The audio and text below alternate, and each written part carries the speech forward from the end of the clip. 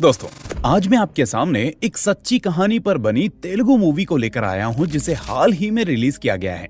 इस मूवी का नाम आप स्क्रीन पर देख सकते हैं। साथ ही इसकी IMDb रेटिंग है 7.9। अब ये मूवी काफी अजीब भी है और सच्ची भी, इसलिए आखिर में जो सच सामने आता है वो शायद आपका दिमाग डिस्टर्ब कर सकता है। इसलिए अगर आपकी उम्र 18 साल से नीचे है तो इसे अवॉइड करने की कोशिश करना। तो चलिए दोस्तों, शुरू करते हैं आज की ये एक्सप्लेनेशन। लेकिन आगे बढ़ने से पहले वीडियो को लाइक और चैनल को सब्सक्राइब कर लेना। तो मूवी की शुरुआत में हमें कुछ लोगों के ग्रुप को दिखाया जाता है जो जंगल के एक दूर वाले इलाके में जाते हैं। हम देखते हैं कि बहुत दूर जाने के बाद ये सभी लोग एक गुफा में इकट्ठा होते हैं जहाँ एक महिला नेता होती है जो जादू मंत्र और तंत्र क्रिया करती है। असल में ये ग्रुप एक अलग कम्युनिटी बनाकर रहता है और अलग देवता की पूजा करता है। साथ ही उनकी पूजा करने का तरीका भी बहुत ही अलग होता है, जहाँ वो लेडी एक आदमी के सिर पर बार बार पत्थर मारती है, उसके सिर से खून निकालती है और वही खून उस मूर्ति पर चढ़ाती है। अब ये सीन यहीं पर कट हो जाता है। इसके बाद सीन कई साल बाद 2010 में शिफ्ट होता है, जहाँ से इस मूवी की मेन कहानी शुरू होती है। अब यहाँ हमें आनंद नाम के एक आदमी को दिखाया जाता है। फिलहाल आनंद की नौकरी की जगह पर उसके सारे एम्प्लॉयज उसे बहुत ही मारते पीटते हैं, क्योंकि आनंद काम करने की जगह पूजा पाठ और अजीब अजीब रिचुअल्स करता रहता है। इस तरह से अब स्टाफ उसकी इन हरकतों की वजह से उसे पीट कर जॉब से निकाल देता है। फिर आनंद जब घर लौटता है तो उसकी पत्नी ललिता उससे पूछती है कि उसके शरीर पर इतने जख्म कैसे लगे और वो इतनी जल्दी घर क्यों आ गया। अब यहाँ हमें पता चलता है कि आनंद और ललिता की लव मैरिज हुई थी और कुछ साल के बाद उनकी एक बेटी होती है जिसका नाम मीरा है। यहाँ आनंद दुखी होकर कहता है कि उसकी जॉब चली गई है। साथ ही वो अपनी बेटी पर ही इल्जाम लगाने लगता है कि जब से वो पैदा हुई है उसका बुरा समय शुरू हो गया है।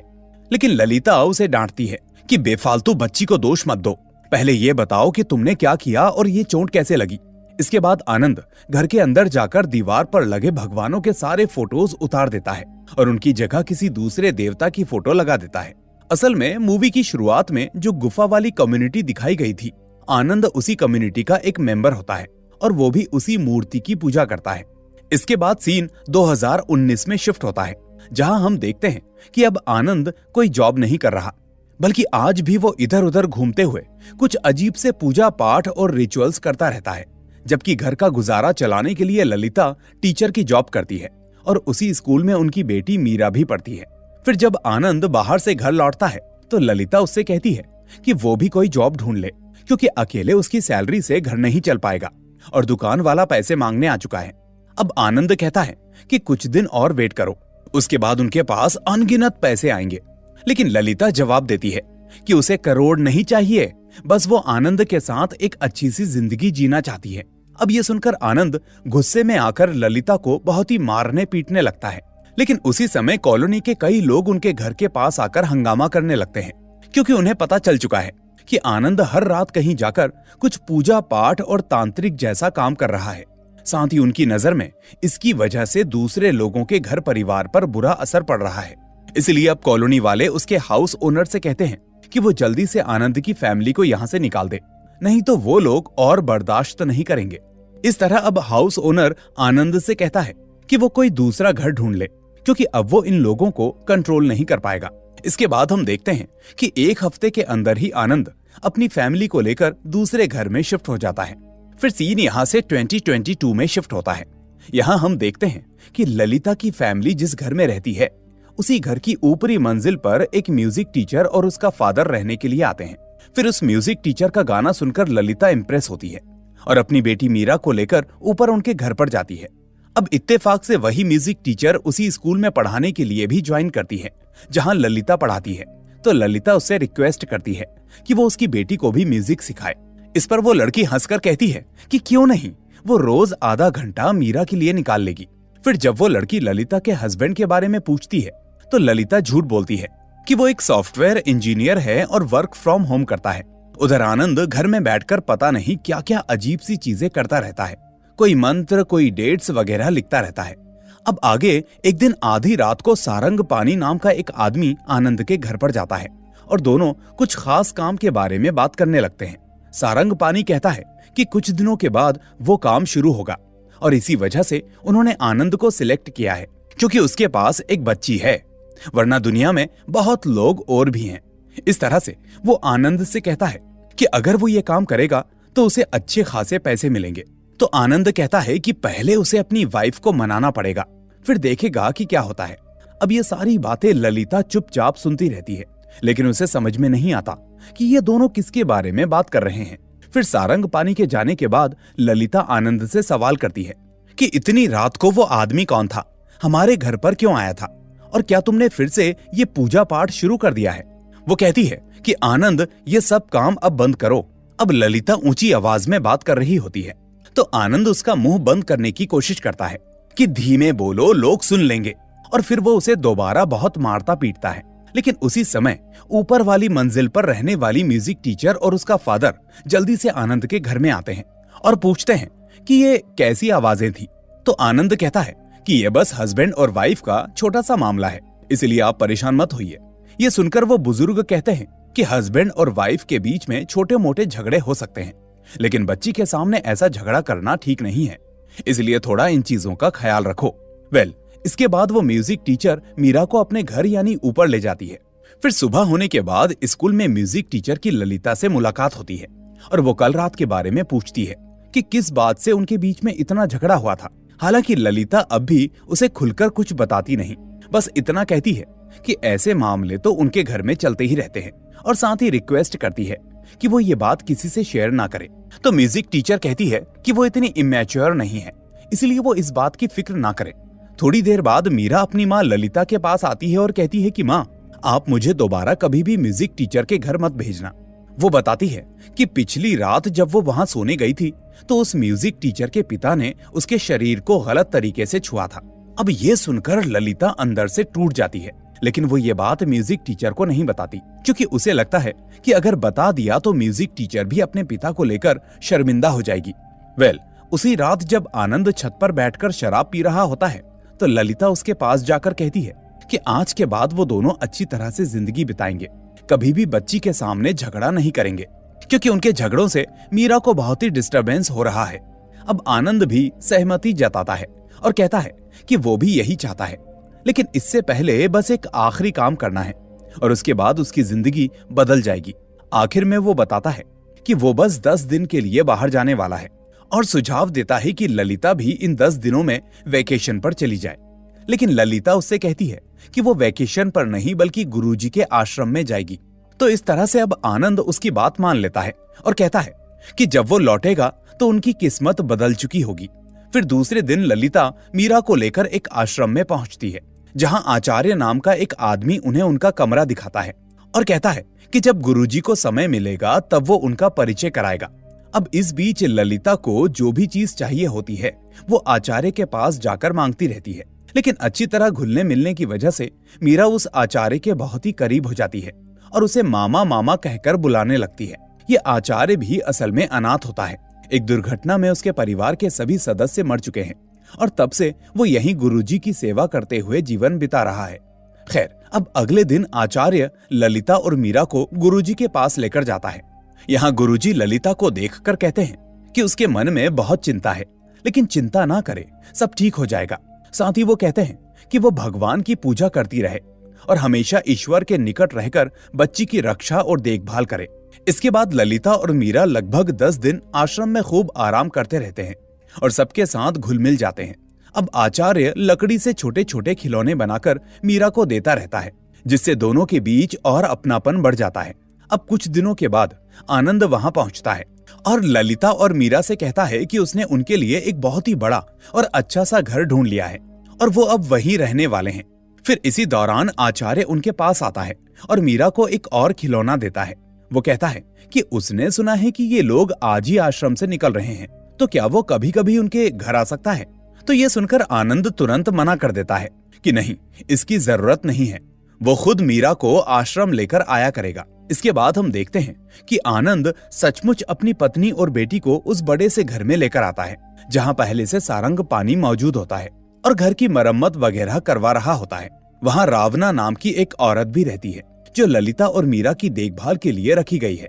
फिर थोड़ी देर के बाद सारंग पानी आनंद को एक विशेष कपड़ा देता है और कहता है कि इसी कपड़े के साथ मीरा से प्रैक्टिस करवाओ, बाकी सब रावना उसे सिखा देगी। अब रात होने के बाद ललिता आनंद से पूछती है कि उसने कहा था कि 10 दिनों के बाद सब ठीक हो जाएगा, लेकिन वो उन्हें इस अजीब से घर में क्यों लाया है। वो जाहिर करती है कि उसे इन लोगों को देखकर बहुत डर लग रहा है और उसे लगता है कि वो अपनी ही बच्ची को किसी खतरनाक बात में खींच रहा है। फिर आनंद उसे समझाता है कि मीरा से बस एक छोटा सा काम करवाना होगा और उसके बाद उनकी तकदीर बदल जाएगी। वो ये भी कहता है कि इस काम के लिए नाबालिग छोटी बच्चियां ही चाहिए और सारंगपाणी ने उसे विशेष रूप से इसी वजह से चुना है। और वो ये कहते हुए एडवांस के तौर पर काफी पैसे ललिता के हाथ में रख देता है और अचानक इतने पैसे को देखकर ललिता भी हिल जाती है। वो कहता है कि काम पूरा होने पर और भी ज्यादा पैसा मिलेगा, इसलिए तुम परेशान मत हो, सब ठीक हो जाएगा। इसके बाद सुबह सुबह ललिता मीरा को समझाती है कि आज वो अपने पापा के साथ बाहर जा रही है और जो भी पापा कहेंगे उसे वही करना है। अब आनंद अपनी बेटी मीरा को लेकर निकलता है और पहले उसी गुफा में जाता है जहां शुरुआत में वो समुदाय दिखाया गया था। फिर वहां बैठी वही महिला लीडर मीरा को आशीर्वाद देती है और इसके बाद वो दोनों दूसरी जगह पर जाते हैं जहां एक आदमी एक थैले में कुछ रखकर मीरा के हाथ में दे देता है। इस वक्त ये थैला हिल रहा होता है, जिसे देखकर मीरा थोड़ा डर जाती है, लेकिन नियम ये होता है कि इस थैले को कोई दूसरा व्यक्ति छू नहीं सकता और ना ही इसे जमीन पर रखा जा सकता है। इसलिए आनंद उसे दिलासा देता है कि कुछ नहीं होगा, वो उसके साथ है और इस तरह से वो उसे थैला लेने के लिए कहता है। फिर आखिर में मीरा वो थैला उठा लेती है और वो दोनों वापस घर की ओर लौट आते हैं। अब असल में उस थैले के अंदर एक काली बिल्ली होती है। इधर सारंगपाणी पहले से ही घर के एक कमरे को तैयार कर चुका होता है और अब नियम के हिसाब से बिल्ली को उस कमरे में रखने के बाद मीरा को भी कुछ दिनों तक उसी बिल्ली के साथ उसी कमरे में रहना होता है, यानी वहीं बैठना, वहीं सोना और बाहर नहीं निकलना, जिस वजह से लगभग 10 से 12 दिन तक मीरा अपनी माँ से मिल भी नहीं पाती। अब समय समय पर रावना बिल्ली के लिए दूध रखती है और मीरा के लिए खाना देती है। अब इसी दौरान रावना खुद मीरा को कुछ विशेष प्रैक्टिस करवाती है, जैसे बिल्ली का आकार बनाना आदि, जो किसी डार्क रिचुअल का हिस्सा लग रहा था। अब कुछ दिनों के बाद एक रात बिल्ली जोर जोर से चीखने चिल्लाने लगती है, तो ये सुनकर आनंद तुरंत उस कमरे के पास पहुंचता है। फिर हम देखते हैं कि वो और रावना कमरे की छत पर एक रस्सी बांधते हैं। यहाँ अब आनंद मीरा को समझाता है कि समय आने पर जब वो कहेगा तब मीरा को उस रस्सी को खींचना है। इसके बाद रावना सारंगपाणी को फोन करके वहां बुलाती है, जबकि खुद आकर बाहर कुछ अजीब सा पूजा अनुष्ठान शुरू कर देती है। इधर कमरे के भीतर बिल्ली लगातार पंजे मारती है, नाखूनों से नोचती और जोर से चीखती है, जबकि मीरा बिल्ली की गर्दन में रस्सी का फंदा जैसा लगा देती है। अब इसके थोड़ी देर के बाद वही बिल्ली कुछ बच्चों को जन्म देती है और जैसे ही वो जन्म देती है, आनंद खिड़की की ओर से रस्सी को जोर से खींचता है और बिल्ली को फांसी पर लटका देता है। अब ये भयानक दृश्य देखकर ललिता बेहोश होकर गिर जाती है और बाद में रावना मीरा को फिर उसी कमरे में लेकर जाती है जहां जमीन पर बिल्ली के नवजात बच्चों के आसपास थोड़ा सा खून फैला हुआ होता है। इसके बाद मीरा को सिखाने की वजह से वो अब खुद अपने हाथों से वो खून एक छोटे से बर्तन में जमा करती है। फिर सारंगपाणी उस बर्तन को लेकर अलग से एक विशेष पूजा शुरू कर देता है, लेकिन अभी भी ये साफ नहीं होता कि वो लोग इस खून और अनुष्ठान से आखिर क्या हासिल करना चाहते हैं, जो कि हमें आगे पता चलेगा। खैर, दूसरे दिन आनंद एक लेडी डॉक्टर को कुछ पैसे देकर घर पर बुलाता है। अब वो डॉक्टर ललिता को कुछ इंजेक्शंस लगाने लगती है ताकि उसकी मेंटल कंडीशन बिगड़ जाए। फिर वो डॉक्टर कहती है कि इस इंजेक्शन के बाद ललिता बहुत ही वायलेंट तरीके से बिहेव करेगी और उसे कंट्रोल में रखना पड़ेगा। इस तरह जब जब वो डॉक्टर वही इंजेक्शन लगाती है तो मीरा बेहोश होती रहती है और होश में आने पर सचमुच बिल्कुल पागलों की तरह व्यवहार करने लगती है। हालांकि ये सब चीजें छुप छुप कर मीरा देखती रहती है और बुरी तरह से डर जाती है, जिस वजह से वो खुलकर कुछ पूछ या बोल नहीं पाती। और इतना ही नहीं, जब वो इस बीच अपनी माँ के पास जाने की कोशिश करती है तो रावना उसे रोक देती है, वो भी ये कहकर कि उसकी माँ की तबीयत ठीक नहीं है, इसलिए वो अंदर नहीं जा सकती। फिर एक रात जब मीरा सो रही होती है तो अचानक उसे अपनी ही हमशक्ल जैसी बिल्ली सी दिखने वाली एक लड़की नजर आती है। अब मीरा उससे पूछती है कि तुम कौन हो, तो वो लड़की जवाब देती है कि तुम मुझे अपनी बहन मान सकती हो। फिर मीरा उसका नाम पूछती है तो वो कहती है कि मेरा कोई नाम तो नहीं है, लेकिन तुम चाहो तो मुझे एक अच्छा सा नाम दे सकती हो। तो मीरा उसे बताती है कि बचपन में उसकी माँ उसे हनी कहकर बुलाती थी, इसलिए मैं तुम्हारा नाम भी हनी रख देती हूँ। ये सुनकर वो लड़की कहती है कि ठीक है, आज से मेरा नाम हनी है। अब हनी मीरा से पूछती है कि क्या वो अपनी माँ को देखना चाहती है, तो मीरा इसके लिए हाँ कहती है, जिसके बाद हनी उसे अपने साथ चलने को कहती है। अब इसी बीच दूसरे कमरे में आनंद और रावना अपनी हरकतों में लगे होते हैं, जिसके बाद मीरा हनी से कहती है कि उसकी माँ जिस कमरे में है उस पर ताला लगा हुआ है। तो हनी जवाब देती है कि उसे ताले की चाबी कहाँ है ये पता है। इस तरह से अब वो मीरा को घर के मंदिर वाले कमरे में लेकर जाती है, जहाँ वो चाबी रखी होती है। फिर यहाँ जब मीरा दरवाजा खोलने के लिए झांककर अंदर देखती है तो उसकी माँ अजीब अजीब हरकतें करती दिखती है और पूरी तरह से पागल जैसी लगती है। तो ये देखकर मीरा डर जाती है और दरवाजा खोलने की हिम्मत नहीं करती। फिर दूसरे दिन आनंद उसी लेडी डॉक्टर को मीरा के पास भी लेकर आता है और उसे इंजेक्शंस लगवाने लगता है। असल में ये इंजेक्शन मीरा के जल्दी मैच्योर होने की प्रक्रिया को रोकने के लिए था, ताकि वो नाबालिग ना बने, क्योंकि इस काले काम के लिए सिर्फ नाबालिग लड़कियों की जरूरत होती है। इसलिए आनंद ये सब करवा रहा था। अब मीरा अपने सारे दुख हनी से साझा करती है और इसी बीच वो कहती है कि उसे नहीं पता कि उसकी माँ अब कब ठीक होंगी और वो कब सामान्य तरीके से स्कूल जा पाएगी। दूसरी तरफ रात में आनंद और सारंग पानी वही तांत्रिक काम जारी रखते हैं। आगे वो किसी जगह से एक और नई बिल्ली लेकर आते हैं, उसे कमरे में बांधते हैं और पहले की तरह उसकी देखभाल करना शुरू कर देते हैं, जो वास्तव में आगे के रिचुअल की तैयारी होती है। उधर आश्रम वाला आचार्य काफी समय बाद उस म्यूजिक टीचर के घर पहुंचकर ललिता के बारे में पूछता है, जिस पर वो म्यूजिक टीचर उसे बताती है कि उन्हें इस घर से गए लगभग 1 साल हो चुका है और उन्हें नहीं पता कि अब वो परिवार कहाँ रहता है। साथ ही वो बताती है कि ललिता मैडम ने स्कूल में भी कोई जानकारी नहीं छोड़ी, इसलिए उसके पास कोई दूसरी इंफॉर्मेशन भी नहीं है। अब इसी बीच आनंद ललिता को बार बार वही इंजेक्शंस दिलवाकर उसे पूरी तरह से अनस्टेबल और पागल जैसी हालत में रखता है, क्योंकि अगर ललिता होश में रहती तो मीरा को इस काम के लिए बाहर नहीं भेजती और सब कुछ रोक देती। इसलिए वो प्रैक्टिकली उसे घर में कैद करके रखता है। अब कुछ दिनों के बाद जब नई बिल्ली भी बच्चों को जन्म देती है तो आनंद फिर से वही क्रूर काम करता है। वो बिल्ली को मार देता है और जन्म के बाद बिल्ली के शरीर से जो खून और गंदी झिल्ली निकलती है, मीरा उसे हाथों से इकट्ठा करके एक छोटे बर्तन में भरती है और आनंद को दे देती है, यानी ठीक वही जो उसने पहले भी किया था। अब ये सिलसिला लगातार चलने लगता है, यानी एक के बाद एक बिल्लियां, उनके बच्चे और उनके बाद मौत। फिर एक दिन वो लेडी डॉक्टर आनंद और सारंग पानी को चेतावनी देती है कि अगर वो 2 सालों तक मीरा को ऐसे ही इंजेक्शंस लगवाते रहे तो उसके हार्मोन्स बदल जाएंगे और उसकी सेहत पर गंभीर असर पड़ सकता है। ऊपर से अगर जरा सी भी बात बाहर निकली तो वो सब जेल जा सकते हैं। लेकिन फिर भी पैसे और लालच के अंधेपन में आनंद रुकने को तैयार नहीं होता। फिर बाद में आनंद और सारंग पानी एक तीसरे आदमी से मिलने जाते हैं और उसे अपने काम के बारे में बताते हैं। वो बताते हैं कि दुनिया में बहुत ही कम लोगों को बिल्ली के जादू के बारे में पता है।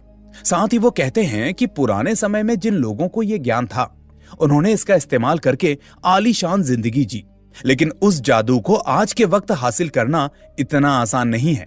दरअसल जैसे सांप अपने बच्चों को जन्म देने के बाद कुछ बच्चों या झिल्ली को खा जाता है, वैसे ही बिल्ली भी बच्चों के जन्म के बाद जो गंदी झिल्ली या म्यूकस निकलती है उसे खा जाती है। और यही झिल्ली वो असली चीज है जिसे अंग्रेजी में भी म्यूकस कहा जाता है। वो बताते हैं कि आदिवासी लोग भी इसे इकट्ठा करते हैं और इसके मटेरियल को देते हैं, लेकिन उसकी असलियत पर भरोसा नहीं किया जा सकता, इसलिए ये लोग खुद असली म्यूकस कलेक्ट कर रहे हैं। आगे वो समझाते हैं कि इस म्यूकस को इकट्ठा करने के बाद एक विशेष पूजा करनी होती है, जिसके दौरान जो भी व्यक्ति सफलता, धन और समृद्धि चाहता है वो इस म्यूकस को अपने घर के पास जमीन में गाड़ देता है और वहीं पर एक कैक्टस का पौधा लगाता है। आगे जब तक वो पौधा जिंदा रहेगा तब तक उसके घर में धन संपत्ति आती रहेगी और यही उनका असली दावा और काम है। अब इसी सर्विस के बदले अमीर और लालची लोग इन्हें पैसे देते रहते हैं, इसीलिए जाहिर है इस काले काम के लिए एक नाबालिग लड़की चाहिए और इसीलिए आनंद ने अपनी ही बेटी मीरा को इस काम के लिए चुन लिया। अब समय बीतने के साथ वो कई बिल्लियों को मार चुके होते हैं। ऊपर से लगातार इंजेक्शंस और मानसिक तनाव की वजह से मीरा की तबीयत बहुत ही बिगड़ जाती है।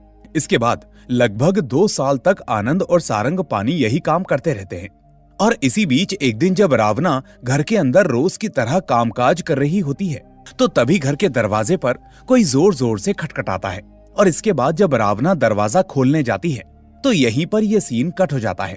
फिर थोड़ी देर के बाद जब आनंद घर के पास आता है तो उसे कहीं भी रावना दिखाई नहीं देती। अब वो मीरा से पूछता है तो मीरा बताती है कि पिछली सुबह रावना ने उसे खाना तो दिया था, लेकिन उसके बाद से वो दिखी ही नहीं। इसके बाद आनंद और सारंगपानी सोचते हैं कि शायद रावना लालच में आकर सारे पैसे लेकर भाग गई, लेकिन आनंद कमरे में जाकर जब पैसे चेक करता है तो उन्हें सारे पैसे वहीं सुरक्षित मिलते हैं।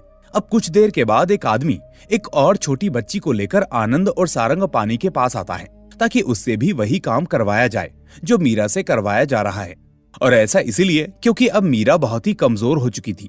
उधर हनी फिर से मीरा के सामने प्रकट होती है और कहती है कि उसके पापा एक और बच्ची को इस घर में लेकर आए हैं जिससे उसकी हालत भी मीरा के जैसी ही हो जाएगी।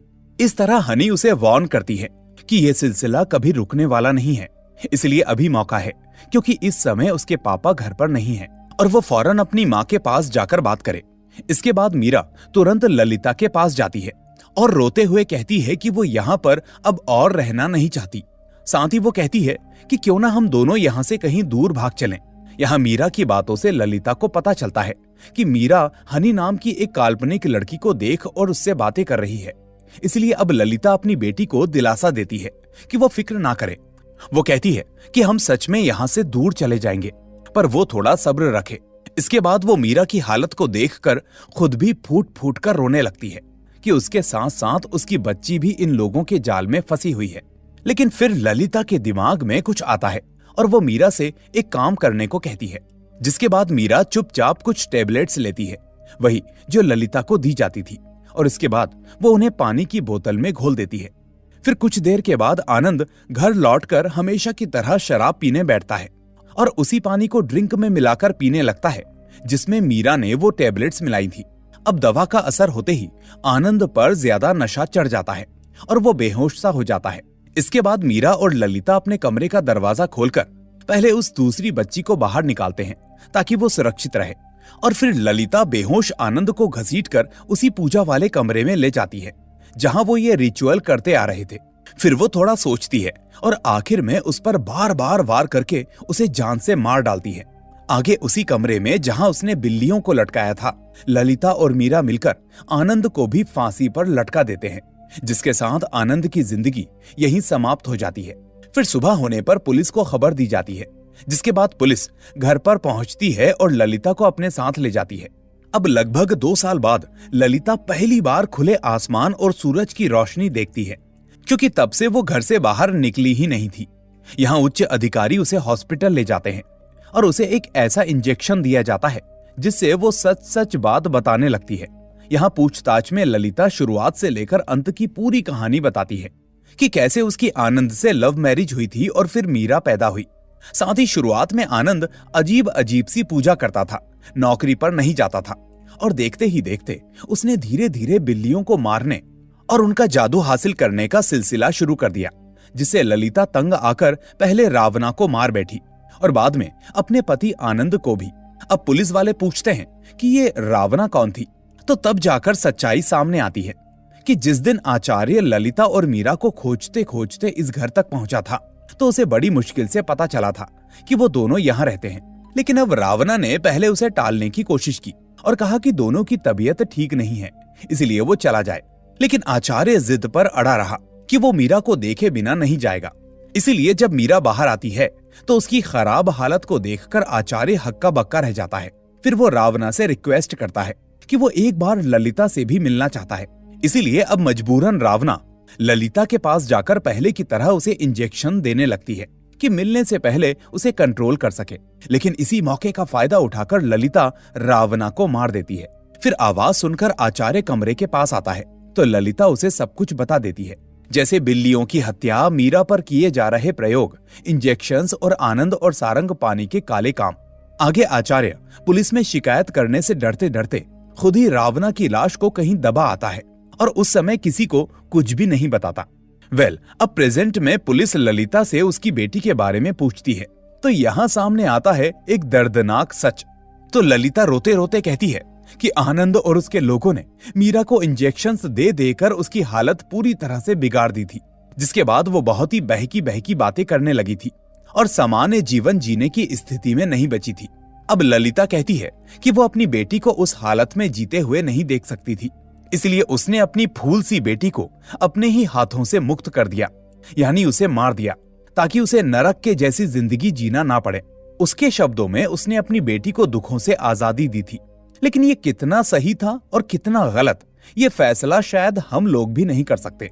और दोस्तों, इसी के साथ ये मूवी यहीं पर एंड हो जाती है, या कहें कि ये सच्ची कहानी यहीं पर समाप्त हो जाती है। दोस्तों, ऐसी मूवीज एंटरटेन करने के लिए नहीं होती, बल्कि ये हमें समाज का वो आईना दिखाती हैं जिसमें हम अपने लोगों का चेहरा कभी नहीं देखते। किस वक्त किसके दिमाग में आपके लिए क्या क्या चल रहा है, इसका पता होना लगभग नामुमकिन है। शायद पैसे को देखकर ललिता के मन में भी लालच आ गया होगा, जबकि शुरू में उसे अंदाजा था कि आनंद कुछ ना कुछ गलत करने वाला होगा, पर फिर भी उसने नजरअंदाज किया, जिसके चलते मीरा इस दलदल में फंस गई और आखिर में उसे अपनी जान गंवानी पड़ी। इसलिए जरूरी है कि आज के दौर में हम अपनी आंखें खुली रखें और सही और गलत में फर्क करना भी सीखें। तो दोस्तों, इसी के साथ मैं आपसे रिक्वेस्ट करूंगा कि इस वीडियो को लाइक करके इसे अपने दोस्तों के साथ भी शेयर कर दीजिए, खासकर उन लोगों के साथ जो अंधविश्वास में ऐसा कुछ करते हैं या इसका हिस्सा बने हुए हैं। साथ ही इस चैनल को सब्सक्राइब करके बेल आइकन दबा दीजिए ताकि कोई भी वीडियो आपसे मिस ना हो। वैसे क्या आपने कभी ऐसा कोई केस अपने आसपास देखा है? ये भी मुझे अपनी लोकेशन के साथ कमेंट में बताना। अब मैं मिलूंगा आपसे अगली ऐसी ही वीडियो में। Till then, take care and thanks for watching.